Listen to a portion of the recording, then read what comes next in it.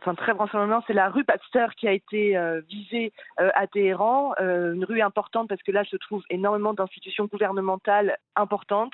Il y a le palais du président iranien Massoud Pezeshkian qui a été visé également.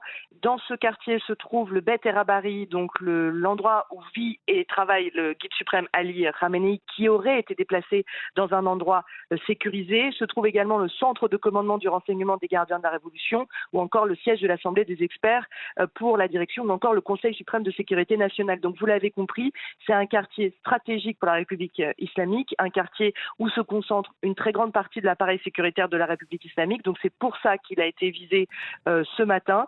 Donc on peut dire, en tout cas la presse iranienne indique ce matin qu'il y a une tentative d'élimination du président iranien Massoud Pezeshkian, et donc potentiellement de Ali Khamenei. Explosion entendue à Téhéran, on commence à découvrir les premières images, Mariam Piazadeh. Explosion aussi entendue dans d'autres villes comme par exemple, donc on ne serait pas là dans le cadre d'une opération qui concernerait uniquement la capitale iranienne. Alors la ville de Rome, c'est une ville très symbolique puisque c'est la ville où sont formés les religieux iraniens de la République islamique. C'est une ville très conservatrice.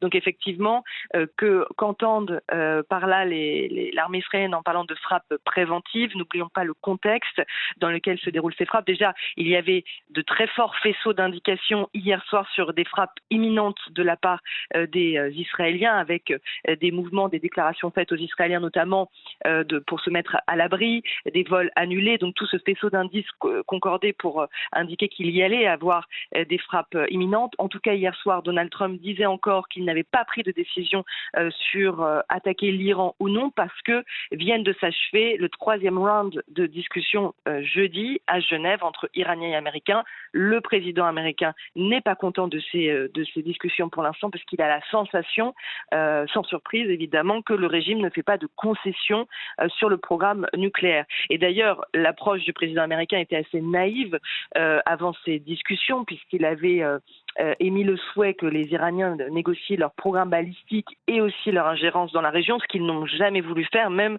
au moment de la signature de l'accord de Vienne en 2015. Donc là, les prochaines heures vont être cruciales. Est-ce qu'on bascule dans une guerre totale entre Israël et l'Iran, comme au mois de juin dernier, la guerre des 12 jours qui s'était soldée par des frappes américaines sur des centrales nucléaires le 25 juin 2025, ou alors ce sont des frappes pour pousser les Iraniens à négocier leur programme nucléaire et donc à apporter des concessions au président américain. D'où la prochaine